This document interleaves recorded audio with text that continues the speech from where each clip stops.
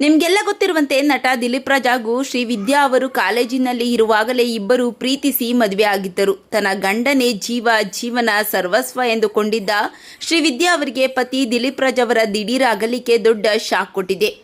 ಗಂಡನನ್ನ ಕಳೆದುಕೊಂಡ ದಿನದಿಂದ ಕಣ್ಣೀರಿಡುತ್ತಿದ್ದಾರೆ ಪತ್ನಿ ಶ್ರೀವಿದ್ಯಾ. ನಟ ದಿಲೀಪ್ ರಾಜ್ ಅವರ ಅಕಾಲಿಕ ಅಗಲಿಕೆ ಪತ್ನಿ ಮತ್ತು ಮಕ್ಕಳನ್ನ ಮಾನಸಿಕವಾಗಿ ಕುಗ್ಗಿಸಿಬಿಟ್ಟಿದೆ.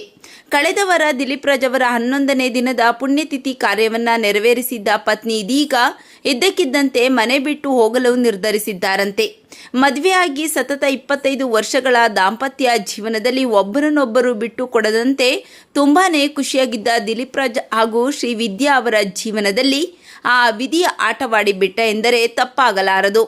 ಪತಿ ದಿಲೀಪ್ ರಾಜ್ ಅವರನ್ನ ಕಳೆದುಕೊಂಡು ತುಂಬಾನೇ ನೋವಿನಲ್ಲಿರುವ ಶ್ರೀವಿದ್ಯಾ ಅವರು ಇದೀಗ ತಮ್ಮ ಮನೆಯನ್ನ ಬಿಟ್ಟು ಫಾರ್ಮ್ ಹೌಸ್ನಲ್ಲಿ ಇರುವ ಮನೆಗೆ ಹೋಗಲು ನಿರ್ಧರಿಸಿದ್ದಾರಂತೆ. ಹೌದು, ಈ ಮನೆಯಲ್ಲಿ ಪ್ರತಿ ಕ್ಷಣ ದಿಲೀಪ್ ರಾಜ್ ಅವರ ಜೊತೆ ಕಳೆದ ನೆನಪುಗಳೇ ಕಾಡುತ್ತಿವೆಯಂತೆ.